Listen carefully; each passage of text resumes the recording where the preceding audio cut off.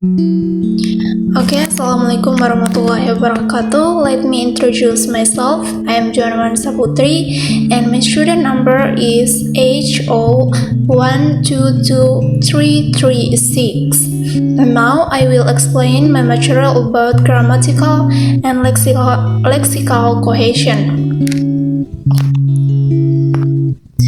Okay, the first material is about cohesion.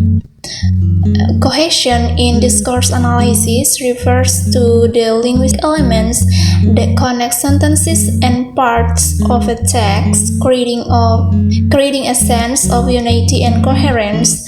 It involves the use of various grammatical and lexical devices that help to link ideas, making the text easier to understand and follow.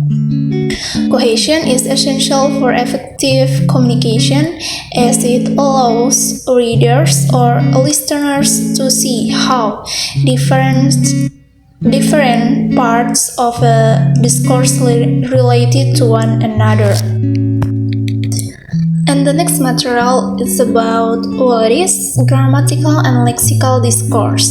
The first is grammatical discourse. Grammatical discourse refers to the use of grammatical structures and rules to organize and connect ideas within a text or conversation. In grammatical discourse, there are five various elements, including sentence structure, tense and aspect, agreement, cohesive devices, and modality. And the next material is about lexical discourse. Lexical discourse focuses on the choice and use of words or lexis in a text or conversation. It involves vocabulary, synonyms and antonyms, collocation, lexical cohesion, connotation, and denotation. And then types of grammatical cohesion. The first is a reference. Reference involves using pronouns or other referent expressions to point back to something previously mentioned or anaphora, or to something that will be mentioned later or cataphora. There are examples for anaphora and cataphora. The first is example of anaphora. Maria has a cat. She takes care of it every day. In this case, she refers back to Maria and it refers back to cat. And then example of cataphora. When he arrived, John was surprised to see everyone there. In this case, he referred to John, but the reference comes before the noun.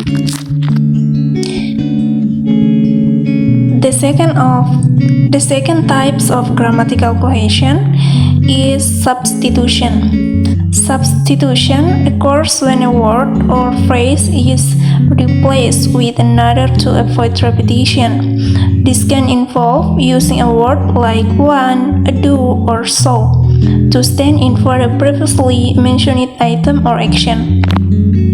For example, I have a red car. I want a blue one. Here one substitutes for car, avoiding repetition. And then the second example of substitution.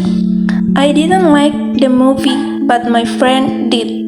In this case, did substitutes for like the movie. The third types of grammatical cohesion is about ellipsis. Ellipsis involves omitting parts of a sentence that are understood from the context. This can make sentences more concise and avoid redundancy. For example, the first, I want to go to the party and my sister does too. The full sentence would be my sister wants to go to the party, but the verb phrase is omitted because it is understood. And the second example is he can play the guitar and she can too. Here, play the guitar is omitted after she can, as it is understood from the previous clause. And the last types of grammatical cohesion is conjunction. Conjunction involves using conjunctions like but, because, and so on to connect clauses and sentences, indicating relationship such as addition, contrast, or cause and effect. For example, I wanted to go for a walk, but it started to rain. The conjunction but indicates a contrast between the desire to walk and the reality of the rain. And then the second example is she studied hard for the exam, so she passed with flying colors. Here, so indicates a cause and effect relationship between studying hard and passing the exam. The next material is about types of lexical cohesion. The first is reiteration. Reiteration involves the repetition of a word or the use of synonyms, antonyms, or related terms to create connection within a text. It helps to reinforce key concept and maintain thematic consistency. In reiteration, there are 4 types, namely exact repetition, synonym, antonym, and hyponym. And for example of exact repetition is the dog barked loudly. The dog was very protective. The word dog is repeated to maintain focus on the subject. And then synonyms. The teacher was very knowledgeable. The instructor had a wealth of experience. Teacher and instructor are synonyms that refer to the same role.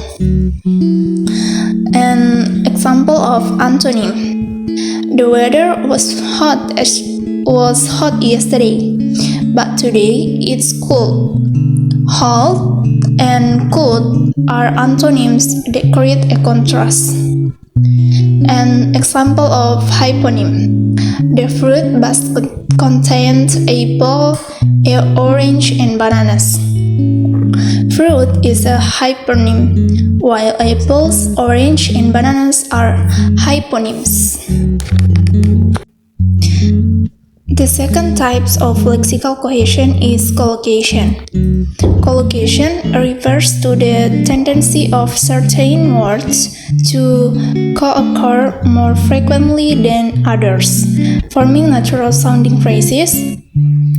These combinations are often idiomatic and can vary by language, making them important for fluency and comprehension. In collocation, there are 3 types, namely common collocation, adjective-noun collocation, and verb-noun collocation. For example of common collocation, like made a decision, take a break, and do homework. In these phrases, the words make, take, and do are commonly paired with decision, break, and homework respectively. An example of adjective-noun collocations, like strong coffee, heavy rain, fast car. Here, the adjectives strong, heavy, and fast are frequently used with the nouns coffee, rain, and car. And then example of verb-noun collocation, like give a presentation, catch a cold, and break the news.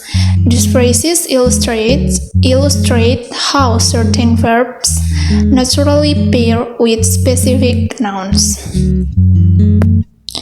Okay, I think enough for my presentation today, and thank you for watching this video, and wassalamualaikum warahmatullahi wabarakatuh.